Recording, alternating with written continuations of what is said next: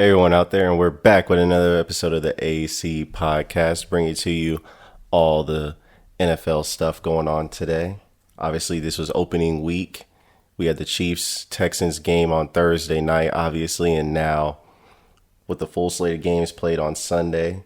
Definitely a lot to get into, man. Definitely a lot to get into.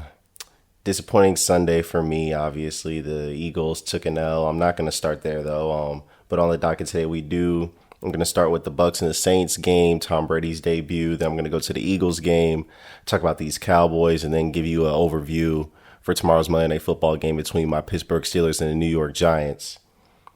But let's just get right into it. So New Orleans defeats the Bucs 34-24. Obviously, this game is a home game for New Orleans.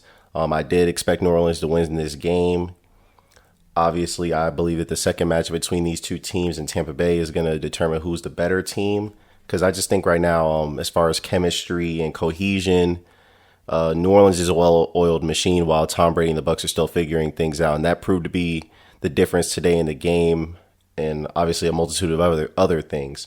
On the New Orleans side of things, obviously you have Drew Brees, Hall of Famer, whatnot.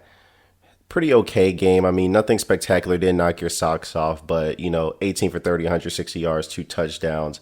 Only got sacked once. Obviously, the running game was working well for New Orleans. Kamara had a touchdown on a screen pass, and he also ran in another touchdown, had 5 carries for 51 yards.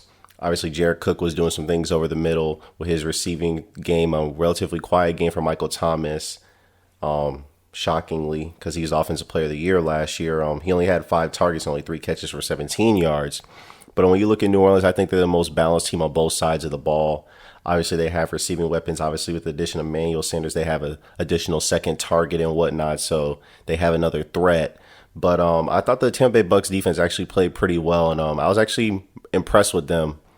Overall, Devin White and Levante David look fast over the middle. Sean Murphy-Bunting looks like he's taking his game up another level. I like the addition, like I said, of Antoine Winfield Jr. Add some physicality to that safety position. Obviously, Jamel Dean gave up a few plays, but he'll continue to improve, I believe. But the Bucs defense definitely looks faster, more seasoned. Obviously, Todd Bowles is going to bring a lot of blitzes. Yeah, I didn't think the Bucs defense was the reason they lost this game. To me, more so it was on the offense. Obviously, Tom Brady threw a pick 6, and he threw an additional pick. Both those picks are on Tom Brady. One of them, he's throwing it to Mike Evans, and he looked like Mike Evans was running a crossing route, and Tom Brady threw it like Mike Evans was running a post, and it went right to Marcus Williams, the safety for the Saints, for a pick.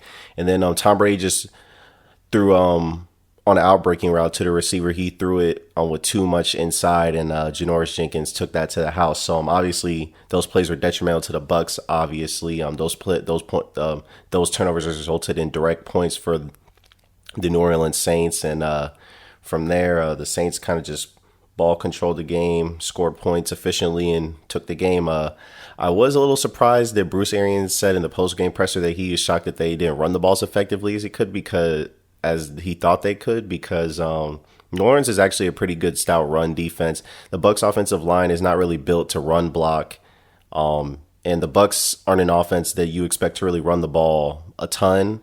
That's not Bruce Arians' offense. It's a vertical passing offense, and with all the weapons that Tom Brady has at his disposal, with Chris Godwin's, Mike Evans, who I'm gonna get to in a second, because that was a just disgraceful performance by him. Unacceptable performance. I'm sorry. It was just unacceptable by Mike Evans. But when you look at the receiving threats, Chris Godwin, Mike Evans, O.J. Howard, Rob Gronkowski, Cameron Brate, you expect the Tampa Bay Bucs to be able to throw this ball, and then, hearing all the things you've heard from the GM and Bruce Arians saying Tom Brady's arm hasn't slipped, and, he looks better than ever. It didn't look that way today. Tom Brady's arm clearly has dissipated some. Obviously, he doesn't have the same velocity on his throws. And what you're looking from Tom Brady is not him to be the thrower that Jameis Winston is, because Jameis Winston obviously has a more talented arm than Tom Brady, obviously at this stage of his career and whatnot. Obviously, the reason Jameis Winston is not in Tampa Bay anymore is because of his decision making. And Jameis Winston probably was thinking, well, as a pick 6 was being ran back via Tom Brady's pass, that looks oddly familiar. But Yeah, you primarily got Tom Brady because of his accuracy and his decision making. You think that these receivers are going to make a lot of the plays, and Tom Brady just has to be accurate and not turn the ball over, which is something he's done most of his career. But that was not the case today, and he's 43 years old, so there is some slippage in play. But I still expect Tom Brady to be accurate and be able to get the ball to these receivers. That was not the case today. Chris Godwin had a pretty good day, 6 receptions, 79 yards. Scotty Miller, 5 receptions, 73 yards. OJ Howard did a couple nice things, but not really much of a factor as you expect him to be as a vertical threat at the tight end position. Yeah, so it just wasn't really a good day at all for the Bucs. But let me get to Mike Evans, because this is unacceptable from him.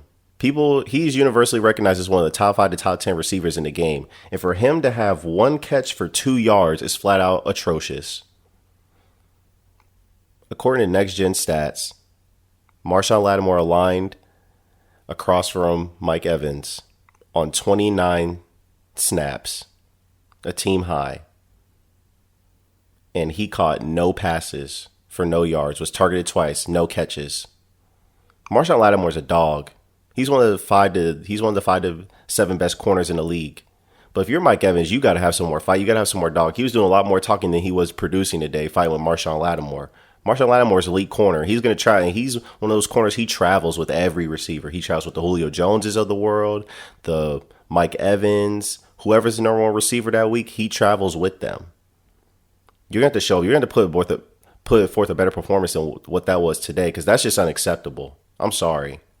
I'm sorry, but you got 4 targets. I mean, I get it, you didn't get that many targets, but clearly you weren't getting open because you weren't getting targeted. You were getting shut down by Marshawn Lattimore. I'm sorry. That's just unacceptable if you're Mike Evans. You're one of the top receivers in this game.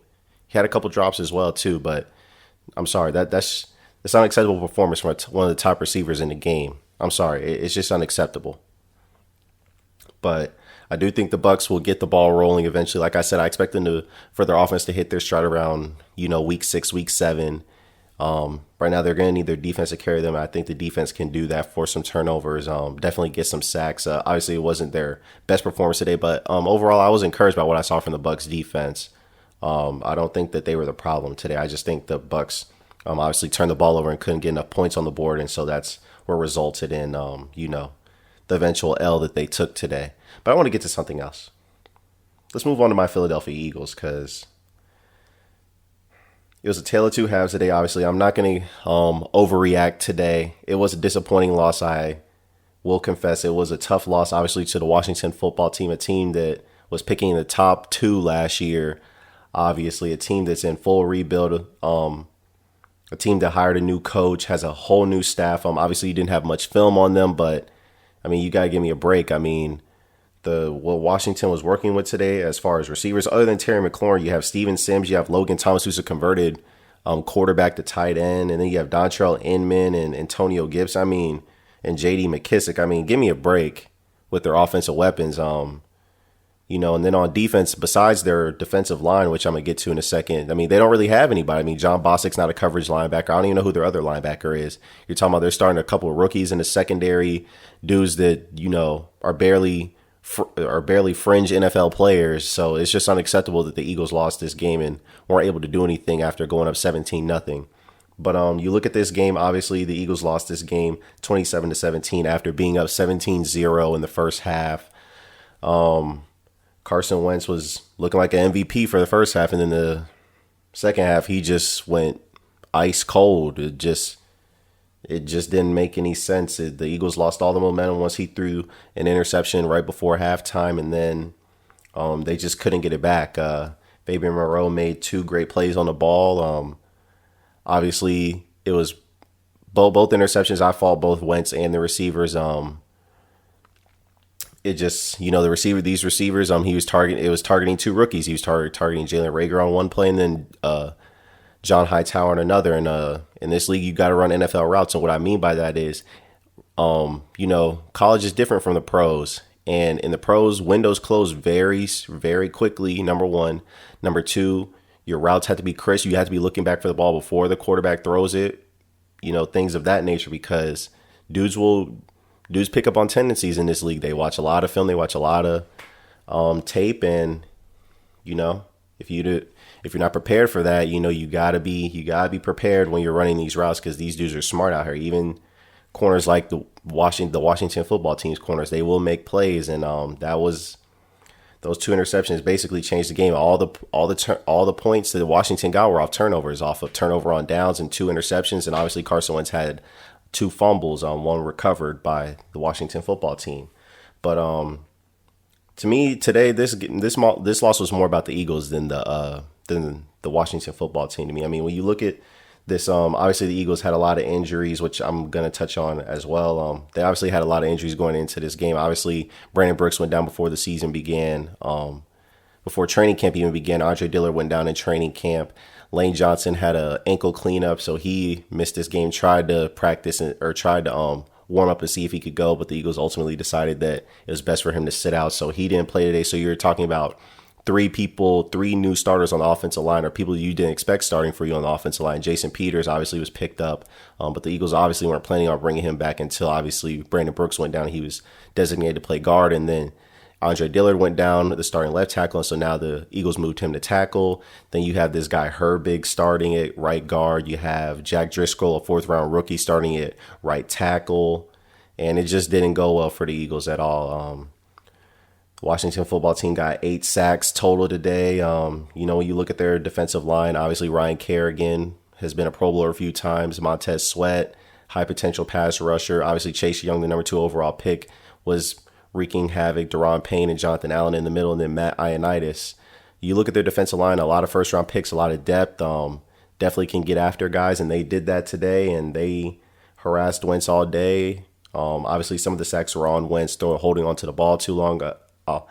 Obviously, he held on to the ball too long on a screen pass that was dead. Washington sniffed it out, and he just had to throw it into the dirt. The Eagles have a relatively predictable screen game. Every time they get sacked or every time they get tackled for a loss on a first down, it seems like they go to a screen pass on the next play, and teams just seem to be able to sniff it out. You had the Seahawks last season saying they knew when every Eagles screen was coming, and that's just the Eagles' offense just looks relatively predictable to me. Obviously, you could tell that they were trying to get a lot of deep shots, obviously trying to showcase the speed that they added with Quez Watkins, John Hightower, and their first-round pick, Jalen Reagor, obviously getting Deshaun Jackson back as well.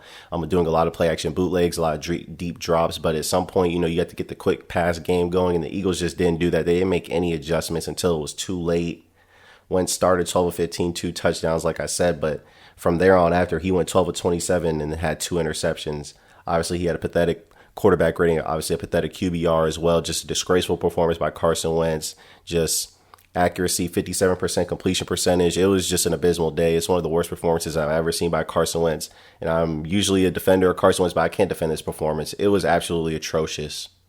That second half performance, it was atrocious. And I expect better from him. I called him a top 5 quarterback. I still believe that. I'm not going to overreact to this one game. But that was an anemic performance. It was a pathetic performance. It was an atrocious performance, and he's got to be better. And I expect him to be better. Now, things don't look good for the Philadelphia Eagles next week, obviously giving up 8 sacks, and now next week you have to go up against the beast that is Aaron Donald, the best defensive lineman in the league.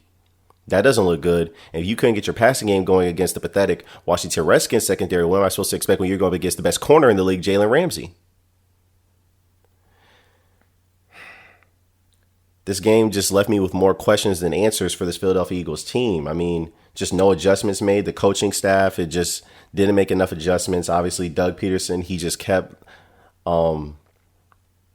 making Carson Wentz throw the ball. Obviously, the Eagles had no running game whatsoever. I mean, when you look at their rushing attack, 17 carries for 57 yards. Boston Scott was the leading rusher, 9 carries for 35 yards, but he had a 13-yard run on a draw play when it was 3rd and 15 that the Eagles effectively gave up on that drive. So when you take that 13-yard run away, he had 9 carries for 22 yards, which is effectively 2.6 yards per carry. Pedestrian. Eagles couldn't get anything going in the run game. They were getting tackled for loss every single time. They try to run north-south. They're getting 1 yard, 2 yards, or negative yards. They're running east and west. They're getting tackled for loss, minus 5 yard losses, minus 3 yard, just playing from behind the chains. And then from there, Washington knew that they could pin their ears back and send their pass rushers after Carson Wentz. And the Eagles front just couldn't handle it. Obviously, starting new starters, they don't know all the pass protections, all the blocking schemes. And they sent some blitzes here and there. And sometimes Carson Wentz held onto the ball too long. Other times the pocket just collapsed. And, it it just wasn't a good look for the Eagles offense overall. And when you look at all these things, it just makes me think, like, how did the Eagles expect to be contenders this year? I mean, you're looking at their schedule. They play the Rams next week, then they play the Bengals, then they play the 49ers. I mean, if you can't beat Washington, I just don't know where to go. Like, I picked this team to go 11-5. I'm not going to back off that prediction just yet, but I'm just concerned in some areas because I'm also looking at the fact that the Eagles are 14-14 since 2018 when when Carson Wentz and Doug Peterson, when Carson Wentz plays. In those 28 games since 2018, Doug Peterson and Carson Wentz as a tandem are 14-14, and that's a 500 record. That's just not good enough for what the Eagles expectations are. And this is what I meant when I said the Eagles ceiling or the Eagles floor is about an 8-8, 9-17, because they just don't have a lot of talent on the team to begin with. I mean, you're relying on these rookie receivers who they have a lot of potential, a lot of promise, but they're relatively new to the NFL. No OTAs, no mini camp, no training camp. I mean, I just don't know. I mean, the Eagles, they had to be able to put up points to win games. They just have to. I mean, your calling card is offense.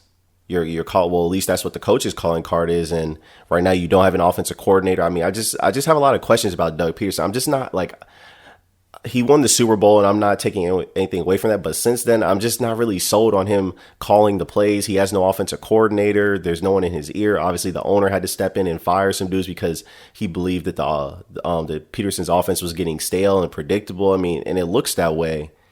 So I can't fault the owner for doing that, but it just, more coaching staff changes were made this year. Obviously, they added Rich Scangarello, who's a disciple of the Shanahan offense and whatnot. And, they're looking to add more stuff from, as far as implementing those schemes and whatnot. But I just don't see a lot of, I just don't get for the life of me how Doug Peterson came from Andy Reid's system, and you see the routes and the innovation that the Kansas City Chiefs have on their offense, and you have none of that in Philadelphia. None of it. Like, none of it. Like, I get Carson Wentz and Patrick Mahomes, but you have none of those route combinations, route schemes. You have no innovation. There's no creativity in the play calls. It just, a lot of it looks very stale, very plain, very, predictable to me. And, I just think that Doug Peterson, I'm just not sold on him as a play caller. I'm just not. You take out the Super Bowl, and the Eagles offense hasn't looked the same since. Like, that year, they were a top 5 offense. The Eagles haven't been close to anything like that since. I mean, they struggled to average 25, 26 points per game in this offensive league. I mean, I just don't. It's just not good enough for me. I don't feel good about what the Eagles have done so far. But it's only one game. Like I said, I'm not going to overreact, but I am left with a lot more questions than answers after this one game, losing to the Washington football team. Obviously, it was disappointing, clearly. But I want to get to this Dallas game. Before I get to this Dallas game, I did not talk about the Eagles defense. The Eagles defense does look good. Their defensive line They don't get enough pressure for my liking, but the secondary definitely looks improved. Darius Slay was traveling with Terry McLaurin, so that's good to see. Avonte Maddox looked all right. He didn't look like anything special. Jalen Mills did not look good at all at safety, filling in for the new Malcolm Jenkins role, so that was very disappointing. And our linebackers, like I said, they're suspect. They're probably the worst linebacking core in the league, so I'm not even going to touch on them and, the disaster that they're going to be throughout the whole season. But overall, I thought the Eagles' defense was good. They weren't the problem. Obviously, short fields played a role in them giving up touchdowns, and you'd like to see a defense hold the Washington football team's offense to field goals instead of giving up touchdowns. But I didn't think this game was on the defense at all. This game was all about the offense and its miscues, the sacks, the turnovers, the coaching blunders, quarterback play, all of that. I thought the defense, for the most part, they had a good game. So I just wanted to note that. But let me get to these Dallas Cowboys in the Sunday Night Football game. I keep trying to tell these Cowboys fans, man, they just don't listen. They just don't listen. Played the Rams tonight, Sunday Night Football. Obviously, the Rams won 20-17. Dak wasn't bad. 25 or 39, 266 yards. Got sacked 3 times. He outplayed Jared Goff. Jared Goff was 20 and 31, 275 and an interception. But when you just look at when it came to make the money plays, Dak just wasn't able to do it once again. And it's gonna be a thing all season, where Dak's trying to get paid. Obviously, he's on the franchise tag, and this is a 16 round fight between him and Jerry, and it's a matter of who's gonna win. And right now, Jerry just won round one because that was a close game. The Dallas Cowboys are about 1-8, 1-9 in close games in the last couple of years, or 1-7, I believe. Just not good enough. And if you're going to get paid like an elite quarterback, you have to finish those games. You have to come through in those games where the game's decided by 7 or less points. And Dak didn't do that tonight. Obviously, a crucial offensive pass interference call. I thought it was offensive pass interference. It is a subject. I think that was a more subjective call, but I do think Michael Gallup, if he hadn't had his hand extended the whole time the ball was in the air, maybe they don't call that call on him as Jalen Ramsey was in coverage. But it's a tough call, but I thought the refs got it right in that situation. Michael Gallup just can't push off the whole entire time. But like I said, it's a subjective call. Obviously, the Dallas the calling card once again, just like I said with the Eagles, the calling card of the Dallas Cowboys is going to be offense. They have an offensive-minded head coach. They kept Kellen Moore, and if I'm being honest, this offense looks the same as it did last year. A lot of 3 receiver sets with one tight end and one running back, and honestly, this Cowboys offense, it looks relatively the same. They didn't look like anything really changed. Didn't look like Mike McCarthy really put any imprint or any stamp on in this offense. It looked like Kellen Moore's offense, honestly. And then the offense just didn't put up enough points. I mean, 17 points just not nearly enough. You look at the receiving numbers. Amari Cooper had 10 receptions for 81 yards on 14 targets. CeeDee Lamb, 5 receptions for 59 yards, and Michael Gallup, 3 for 50. Those are your big 3 as far as your receivers are concerned. Everyone's saying this is going to be an explosive offense.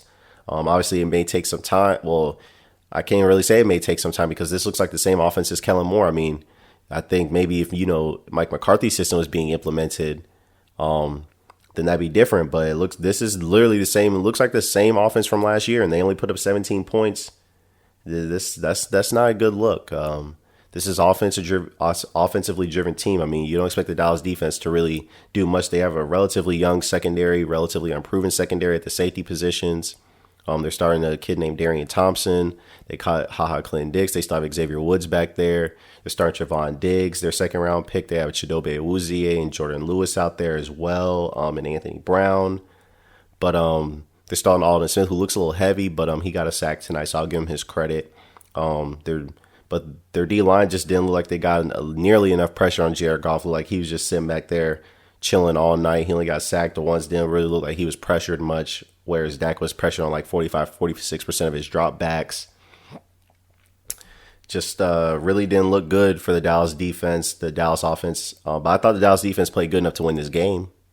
I will say that. The calling card of the Dallas is going to be offense. You're going to have to put up more than 17 points.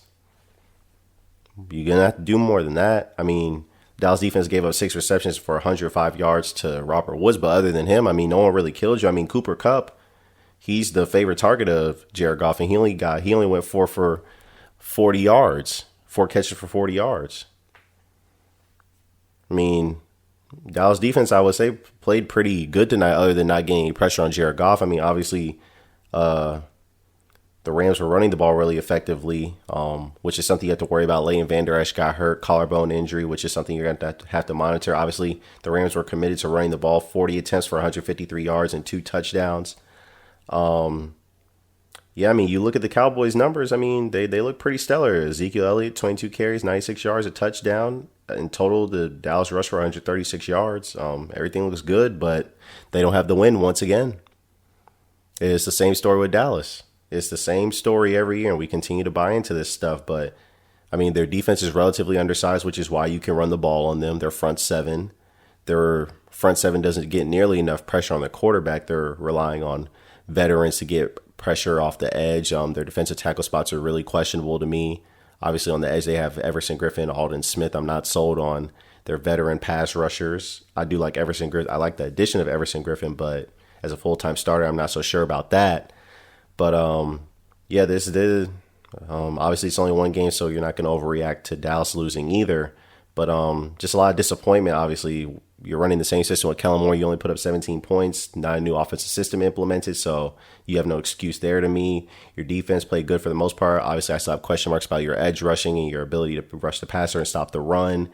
But like I said, I feel like the Dallas defense played pretty okay overall. I didn't really see anything that was really alarming to me. But it's gonna be interesting to see how they perform. And obviously, the pressure is on the Cowboys because a lot of people have picked them to go to the Super Bowl. They should have a high-powered offense led by Dak Prescott, but seems to be there's always something missing. The Cowboys always seem to find a way to get in their own way, and it is what it is. So that's something to be monitored. But I'm gonna move on. I'm gonna get to my Monday Night Football game. My Pittsburgh Steelers are playing the New York Giants. This is gonna be a really interesting game to me. Obviously, for the Steelers to win this game, they're gonna have to stop Saquon Barkley. He is the straw that stirs the cup for the Giants offense. Obviously, the Giants have some pretty decent receiving weapons. Evan Ingram over the middle. You look at Sterling Shepard, Darius Slayton. Their offensive line, it can be had, which is where I expect the Steelers to make their money tomorrow night with TJ Watt, Bud Dupree, Cameron Hayward, and Stephon Tuitt. Obviously, it's going to be interesting to see how Ben Roethlisberger comes back against or with these new receiving threats. Obviously, the Giants defense can be had, so this should be a favorable matchup for the Steelers offense when you look at the receiving threats that they have with Juju, James Washington, Deontay Johnson. I'm looking for him to have a 1,000-yard season this year. And then Chase Claypool, who I think could be an underrated receiver for the Pittsburgh Steelers this year. And then you have Eric Ebron and Vance McDonald in 2 tight end sets. You look at that. I think that the Steelers can make some noise and they should win this game. I think they could put up 30 tomorrow. I'm gonna go optimistic. I think they can win this game about 35-14, 35-14, 35-17. I think the Steelers can win pretty comfortably tomorrow. I say that they're the better team on both sides of the ball. Obviously, we have the better quarterback to me. Daniel Jones is nice, but obviously he has a he has a turnover problem in general, fumbling problem, and he threw 12 interceptions last year as well, I believe. And so I look at the Pittsburgh Steelers defense. Obviously, you have Minka Fitzpatrick, TJ Watt, you have Devin Bush. You should be able to get pressure on this relatively young and inexperienced offensive line. And you should be able to take advantage of the Giants secondary as well as their, really don't have anybody of any significance back there other than Jabril Peppers. So I expect the Steelers to be able to pull this game out and win it about 35-14, 35-17. Yeah. And also I like to see the Steelers get a good running game going. Obviously the running game was relatively pathetic last year. But when you look at everything that transpired this Sunday, we had some shocking losses, obviously. Just some shocking stuff. The 49ers lost to the Cardinals. Colts lost to the Jags. There's some. And then DeAndre Swift also dropped a game-winning touchdown against the Bears. So and the Browns got waxed. What else is new? You try to believe in the Browns, not me, but other people try to believe in the Browns, and what do? They get waxed. I do think that the Eagles should potentially monitor that situation with Odell Beckham and the Browns, because I think the Browns might trade him if the season starts going awry for them. I think that's something for the Eagles to monitor as far as getting another receiving threat, maybe trading something for Odell Beckham, especially since you don't know what you're going to get with these draft prospects this year. And if you're the Eagles, you expect to be picking in the low end of the draft. Thinking optimistically, obviously not right now, but you'd like to believe that you're going to be picking on the low end of the draft like you have the last 3 seasons. So that would be something to be beneficial. But I would say that's something that's worth keeping their eye on if the Browns season does start going awry early. You could hear some trade rumors. Obviously, Odell Beckham didn't have a good game today, 3 receptions for 22 yards, relatively pedestrian performance by him, and Baker Mayfield obviously didn't have a good game either, so that's that. But that's all I got for you guys today.